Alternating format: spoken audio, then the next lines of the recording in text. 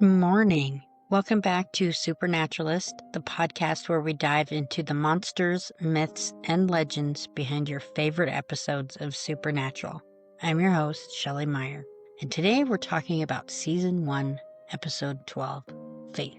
This episode introduces a very different kind of supernatural being, a reaper who takes a life to save a life. But first, let's get into the lore. In folklore, reapers, sometimes called Grim Reapers, are death personified. They guide souls to the afterlife and maintain the balance between life and death. Traditionally, they are neutral. They don't choose who dies. They just ensure the natural order is preserved. On Supernatural, Reapers have a similar. They appear when someone's time is up.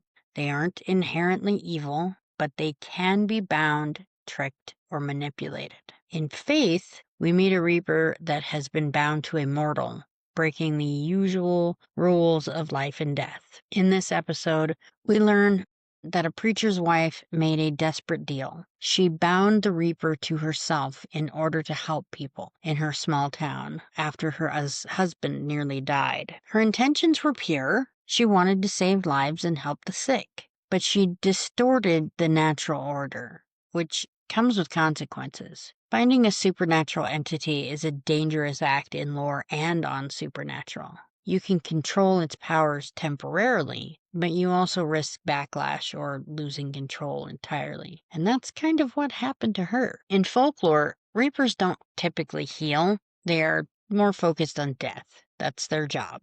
But there are myths of death beings who can grant life or delay death temporarily, often in exchange for a soul or a vow. On Supernatural, the bound reaper heals the sick and injured while taking the soul of somebody else. But this comes at a cost. The reaper's power is tethered to the preacher's wife. It can't act freely, and it can't leave while bound. Essentially, she is using the natural order of life and death as a tool, which is risky business. So, what is the MO of Reapers? In lore, they are impartial guides. They appear at a person's death and escort the soul to the afterlife. They don't typically interact with the living beyond this role. On Supernatural, Reapers act similarly, but in the episode, our Reaper's MO is healing life while taking life, all while bound. It's subverting its usual duty, which creates a dangerous imbalance. Sam and Dean intervene when the Reaper is misused. When they find out what's going on and what's causing people to be healed while others are dying of the same disease that the healed person had. In the show, breaking the bond involves confronting the preacher's wife and convincing her to release the Reaper. When she refuses, Dean steals the talisman around her neck that binds the Reaper to her.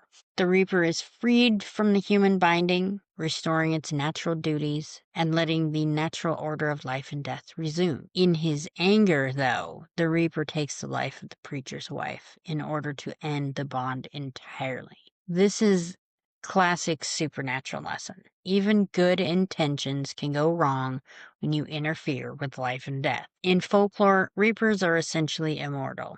They can't be killed because they are a personification of death itself. Myths rarely depict a mortal being slaying them. On Supernatural, Reapers are also extremely difficult to kill.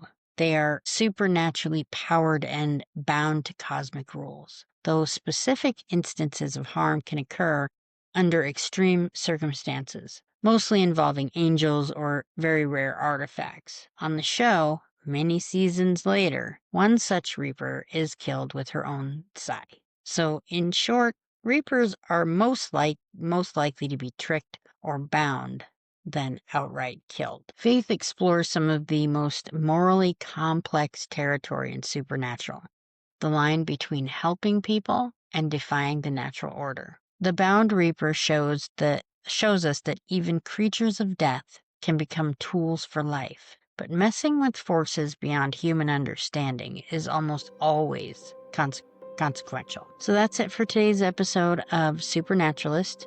I'm Shelley Meyer, and next week we'll be tackling Season 1, Episode 13, Route 666, where a ghost truck terrorizes a highway. Until then, stay curious and keep your salt and iron handy.